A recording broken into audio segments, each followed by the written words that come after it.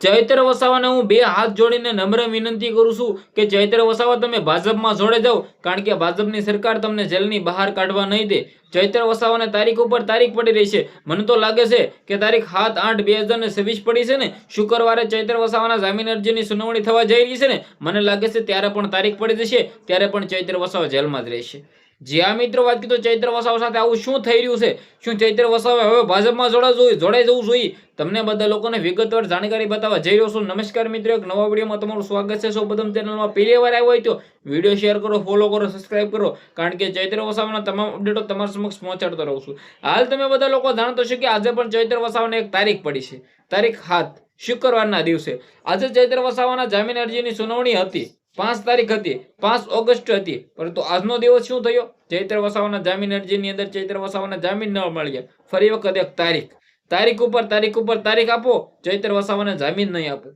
આવું શા માટે થઈ રહ્યું છે? મને લાગે છે કે ચૈત્ર વસાવા પાસે છેલ્લો રસ્તો છે. ચૈત્ર વસાવા ભાજપમાં જોડે જાઓ, કારણ કે ભાજપ તમને જેલમાંથી બહાર કાઢી મૂકશે. જી હા મિત્રો, વાત કીધું રાજુભાઈ કરપડા જેવી રીતે ભાજપમાં જોડાઈ ગયા હતા ને, એવી જ રીતે મને લાગે છે કે ચૈત્ર વસાવા હવે ભાજપમાં જોડાશે. વાર નથી લાગવાની, કારણ કે ચૈત્ર વસાવા સાથે થઈ એવું રહ્યું છે. જે આ મિત્રો, વાત કીધું ચૈત્રભાઈ વસાવા આદિવાસી સમાજ માટે હંમેશા આટલું બધું કામ કરે છે, હંમેશા લોકો માટે આગળ આવીને ઉભા રહ્યા છે, હંમેશા લોકોના હિત માટે બોલે છે. છતાં ચૈત્ર વસાવાને 7 વર્ષની જેલની સજા. ચૈત્ર વસાવાને જામીન તો મળતા નથી, તારીખો મળે છે કોર્ટમાં, પરંતુ જામીન નથી મળતી. તારીખ ઉપર તારીખો મળી રહી છે. જામીન ક્યારે મળશે? જામીન મળો તો ચૈત્ર વસાવા જેલમાંથી બહાર આવે ને, કારણ કે આદિવાસી સમાજના લોકો રાહ જોઈને બેઠા છે કે ક્યારે ચૈત્ર વસાવા જેલમાંથી બહાર આવે, ક્યારે છૂટે.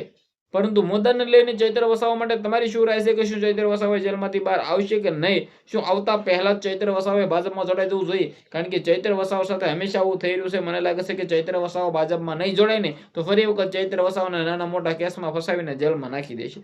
તમારા બધા લોકોને શું રાય છે? તમારું શું કેવું છે? કમેન્ટ કરી દેજો, શેર અવશ્ય કરી દેજો, ફોલો કરી દેજો, જેથી તમારા સમક્ષ તમારા ભાઈ તમારા માટે આવીને એવી મહેનત કરતો રહે ને વિડીયો લાવતો રહે.